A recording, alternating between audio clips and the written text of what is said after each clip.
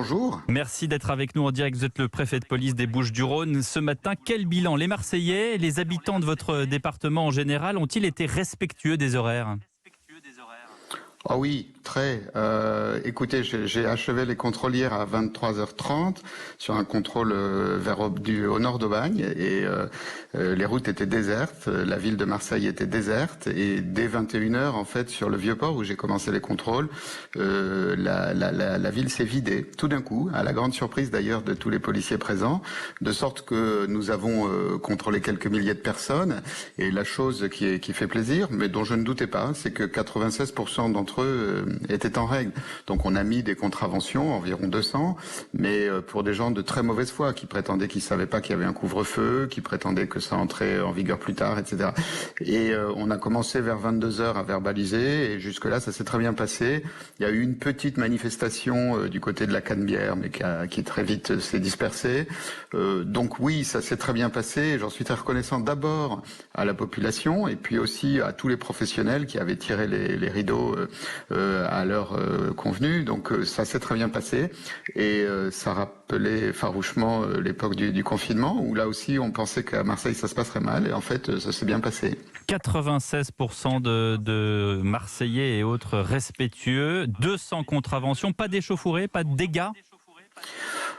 Non, il n'y a rien eu du tout. Il y a eu quelques outrages, mais dans un taux, me disent les chefs de la police ou de la gendarmerie qui m'ont contacté ce matin, qui était tout à fait normal, même si un outrage est anormal. Mais enfin, il y a pas eu de problème. Mais vous voyez, ça me motive sur un point, c'est que quand on a une règle respectée à un tel niveau, ce qui est considérable, si vous y réfléchissez, ça veut dire qu'il faut vraiment avoir aucune indulgence pour ceux qui la respectent pas. Bon, sur les contrôles, beaucoup de gens avaient des attestations qu'ils sortaient quand on leur demandait et il y avait une sorte de bonhomie, enfin il y avait pas de difficulté. Il y a eu peut-être vers du côté d'Aix, me dit-on, un peu plus de gens qu'on râlait, c'est que c'est une ville assez festive, oui. Il y a beaucoup de bars. Évidemment, les gens ne sont pas contents, mais je les comprends, hein, c'est pas du tout amusant comme situation. Mais globalement, il y a pas eu de difficulté. Donc je crois que ça a témoigné aussi de certains sondages qui disaient que les Français étaient globalement favorables à ce couvre-feu, tout simplement parce qu'ils ont compris que la situation dans nos hôpitaux est très tendue, et voilà, c'est la bonne raison, je crois. Emmanuel Barbe, sur les 200 contraventions que vous avez établies dans le département, est-ce qu'il y a des contraventions qui sont à l'encontre de patrons de bar, de patrons de commerce? On a vu en région parisienne que certains patrons ont été retoqués, notamment des patrons de boîtes de nuit qui avaient laissé justement leur local ouvert après 21h. Alors on a eu dans Marseille quelques établissements qui n'avaient pas fermé à la bonne heure, donc on est allé les faire fermer. Mais globalement, je ne suis même pas sûr qu'on a relevé de contravention contre eux. Vous savez, je pense que pour cette première nuit, il fallait quand même être un tout petit peu attentif. Donc globalement, ça se passe bien. Je crois que le point d'attention pour tous mes collègues et moi-même dans les jours qui vont venir, c'est d'arriver à tenir dans la durée. Oui. Je ne suis finalement pas très surpris que la première nuit ça se passe très bien. Il va falloir continuer dans la durée. Mais moi, j'ai eu l'occasion de le faire hier sur Marseille.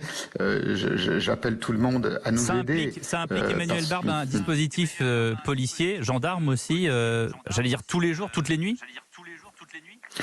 Alors évidemment, on va moduler en fonction des soirs. Vous comprenez bien qu'un lundi ou un mardi soir, la nuit, il y a beaucoup moins de monde et puis il commence à faire un petit peu frais. En revanche, on va être plus attentif en fin de semaine. Jeudi, qui est la soirée des étudiants traditionnellement, et puis vendredi et samedi, c'est un dispositif qui fait aussi de l'anticriminalité. C'est-à-dire qu'hier, par exemple, on a relevé quelques délits liés à la drogue. On a aussi relevé des alcoolémies. Et c'est un dispositif qui s'ajoute finalement à l'ensemble des policiers et des gendarmes qui tournent la nuit dans le département. Donc c'est tout à fait tenable, d'autant que, je le répète, quand vous avez un tel taux de respect de la population, c'est pas très compliqué. C'est-à-dire que toute personne qui se trouve encore sur la voie publique est tout de suite visible, si vous préférez. Donc alors on a eu quelques personnes qui voulaient quitter la métropole pour aller dîner dehors, notamment dans le Var, pour les Bouches-du-Rhône, et qui ont été interceptées. Mais enfin, globalement, je le répète, ça s'est remarquablement passé. Je crois qu'il faut remercier la population. Franchement, c'est dur ce qu'on vit depuis 8 mois. Remercier la population, mais Emmanuel Barbe, préfet de police des Bouches-du-Rhône, si on retrace un peu votre parcours, vous-même, Emmanuel Barbe, vous avez été aussi, et je pense qu'il y a beaucoup de gens qui s'en souviennent, le délégué interministériel à la sécurité routière, et vous aviez pour mission, qui n'était pas facile, de dire aux Français, il y a des radars automatiques, vous allez passer devant et vous allez peut-être perdre des points de permis. Est-ce que là aussi, parce que dans votre nouveau rôle de préfet de police, vous avez ce rôle de pédagogue à faire, le rôle de pédagogie. Donc c'est dans la continuité de ce que vous avez déjà fait, mais c'est toujours pas facile. Écoutez, je vais vous dire une chose, la sécurité routière, c'est d'abord une politique de santé publique. C'est vrai que dans ces nouvelles fonctions de préfet, j'affronte une crise de santé publique et ça me rappelle beaucoup la sécurité routière, c'est-à-dire que chacun doit respecter des règles au profit de lui-même, parce qu'il ne faut pas être contaminé, et au profit des autres. Et finalement, ces deux crises tout à fait, enfin ces deux missions tout à fait analogues, dans lesquelles finalement, qu'est-ce que je constate, c'est que en essayant d'expliquer, ici, bon, il y a peut-être une aide qui est là, une peur plus immédiate. En sécurité routière, c'est plus compliqué de percevoir la peur. Mais finalement, vous voyez que les Français, avec ici très peu de verbalisation au final par rapport, pour la sécurité routière, c'est la même chose. C'est vrai qu'il y a beaucoup d'amendes, mais par rapport aux centaines de milliards de kilomètres parcourus, il y en a peu. Eh bien, vous vous rendez compte qu'on est un peuple adulte, et heureusement, et qui n'a pas besoin du nombre de policiers de la Corée du Nord pour respecter les règles quand il les comprend.